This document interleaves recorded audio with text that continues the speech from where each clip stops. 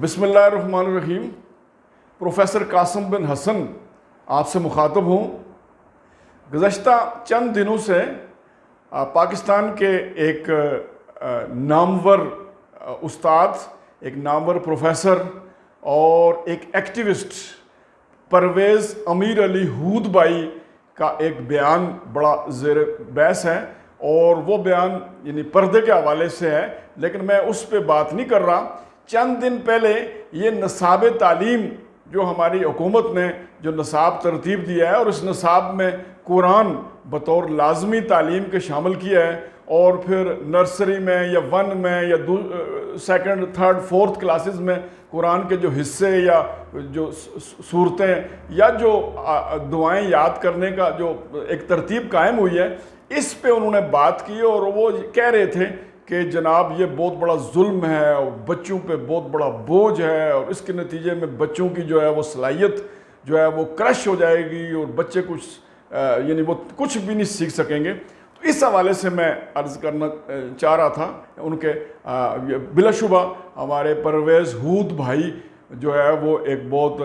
نامور نام ہے، نیوکلیئر فزکس ان کا سبجیکٹ ہے، قائد اعظم یونیورسٹی میں یہ پڑھاتے رہے ہیں، کرسچن کالج فار مین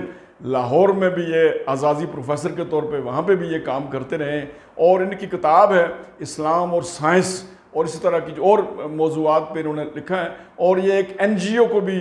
جو ہے وہ چلاتے ہیں، اور پھر ایک خاص مکتب فکر ہے ان کا کہ پاکستان میں اسلام کے حوالے سے یا اسلامائزیشن کے حوالے سے جو ان کی خاص سوچ ہے، ان کا خیال یہ ہے کہ اس ملک میں ملائیت کی حکومت نہیں ہونی چاہیے، ایک خاص انداز ہے ان کا سوچنے کا۔ اور پھر ایک بات کہ میں ان سے اتفاق رکھتا ہوں، یہ جو 2003 کے بعد جو ہمارے HEC قائم ہوا، اور HEC نے جو ہے وہ PhD اور بڑی ڈگریوں کے لیے ایک جو ہے وہ سمجھے لنڈا بازار کھولا، اس کے یہ خلاف ہیں، کہتے ہیں کہ نہیں، جو ہمارے یہ لوگ جو دنیا بھر سے ڈگریاں جمع کر کے لاتے ہیں یا اندرون ملک بھی تو کوئی ڈگری نہیں ہے، کوئی قابلیت نہیں ہے، کوئی صلاحیت نہیں ہے، اور ان میں کوئی شاید 2% یا 3% جینون ہوتے ہیں، جو پہلے سے بھی وہ اسی طرح جینون سلسلہ چلتا تھا۔ اب جو کچھ آ رہا ہے صرف ڈگریاں لے کے آ رہے ہیں، کوئی صلاحیت ان کے اندر نہیں ہے، کوئی قابلیت ان کے اندر نہیں ہے، یہ اس میں اتفاق ہے ان کی اس رائے سے۔ لیکن جو انہوں نے یہ اعتراض کیا کہ قرآن پڑھنے سے اور قرآنی آیات پڑھنے سے یا دعائیں پڑھنے سے بچوں پہ بوجھ پڑ جائے گا، اس ریفرنس میں عرض یہ کروں کہ میرا بھی پہلے یہ خیال تھا کہ بچوں پہ بہت بڑا بوجھ ہے فلاں چیز کا، لیکن تجربے نے یعنی تجربے سے ہی بندہ سیکھتا ہے، مشاہدے سے سیکھتا ہے۔ ہمارے دوست تھے راولہ کوٹ کے ڈاکٹر محمد صادق صاحب، یہ گزشتہ چند ماہ پہلے کورونا کی جو اسی وبا کے دوران جو سمجھے وہ شہید ہو گئے بطور ڈاکٹر۔ جب وہ راولہ کوٹ CMH میں کام کر رہے تھے تو میں اپنی مسز سمیت، یعنی میری مسز ان کی مسز کی سہیلی ہے، ڈاکٹر صادق میرے کلاس فیلو، سو ہم ان کے گھر گئے تو ڈاکٹر صادق صاحب سے میں نے پوچھا ان سے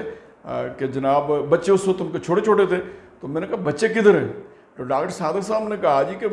ہم نے تینوں بچے جو ہیں وہ مدرسے میں چھوڑ دیے ہیں، حفظ کرنے کے لیے بھیج دیا ان کو۔ تو میں نے کہا ڈاکٹر صاحب آپ لوگوں کا دماغ خراب ہے، اور یہ کتنی لالچ ہے آپ لوگوں کی کہ ادھر CMH میں بھی آپ کو تنخواہ ملتی ہے، پرائیویٹ بھی آپ میاں بیوی پریکٹس کرتے ہیں، اور بچوں سے تنگ آ کے بچوں کو آپ نے مدرسے میں چھوڑ دیا ہے۔ تو ڈاکٹر صاحب پہلے سنتے رہے اور جواباً کہتے ہیں میرا نہیں، آپ کا دماغ خراب ہے۔ میں نے کہا جی بچے آپ نے بھیجے ہیں تو میرا دماغ کیسے خراب ہے؟ اس کے جواب میں کہتے ہیں قاسم بھائی سچی بات یہ ہے کہ میں بھی میڈیکل میں پڑھا، ہم نے اعلیٰ تعلیم میڈیکل میں حاصل کی، میری مسز نے بھی حاصل کی، اپنے کالجوں میں ہم نے دیکھا کہ جو ہمارے وہ کلاس فیلو تھے جو حافظ قرآن تھے، جو حافظ قرآن خواہ وہ طالبات تھیں یا حافظ قرآن جو طلبہ تھے،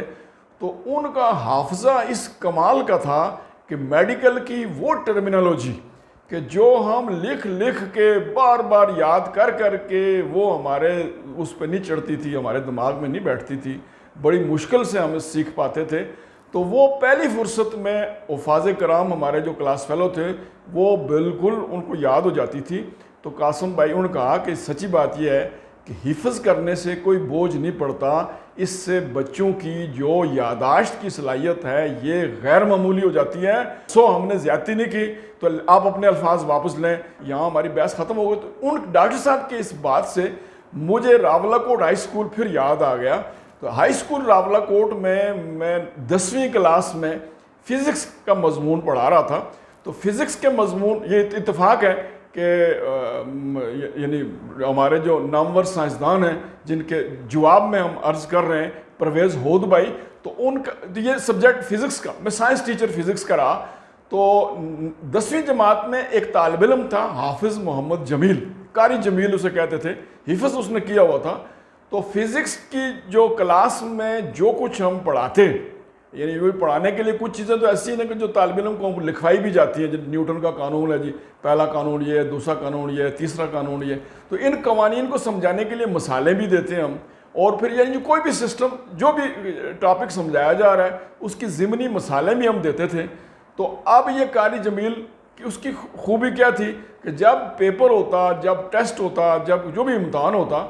تو تمام باتیں وہ جو کلاس میں ہم نے کہی ہوتی وہ بالکل A to Z لکھ دیتا تھا. یعنی لگتا یہ تھا کہ ہمارے منہ سے لفظ نکلا اور اس کے دماغ میں جو ہے وہ بیٹھ گیا اور وہ اس کو اسی طرح ریپروڈیوس کر رہا ہے. تو یہ غیر معمولی جو ذہانت اس کی تھی. اور یہ حافظ محمد جمیل, اللہ اسے خوش رکھے, جہاں پہ میرے اطلاع کے مطابق برطانیہ میں کسی جگہ پہ ہے, اللہ اسے خوش رکھے. تو حافظ محمد جمیل کی یہ صلاحیت مجھے یاد آئی کہ واقعی حفظ کرنے والے جو ہوتے ہیں, قرآن سے جو تعلق رکھنے والے جو ہوتے ہیں, قرآن پڑھنے والے جو ہوتے ہیں, اور تو اللہ تعالیٰ ان کے ساتھ ہوتا ہے, اور اللہ ہی سے ہم دعا کرتے ہیں رب زدنی علما. لہٰذا پرویز ہود بھائی اپنے اس نظریے پہ نظر ثانی کریں کہ قرآن شامل ہونے سے کوئی تعلیمی بوجھ نہیں ہوتا بلکہ تعلیمی سہولت ہوتی ہے. طالب علم سہولت محسوس کرتا ہے. اللہ تعالیٰ ہمیں صحیح معنوں میں مسلمان بنائے, قرآن پڑھنے والا, سمجھنے والا اور اس پہ عمل کرنے والا بنائے. بہت شکریہ. پاکستان زندہ باد.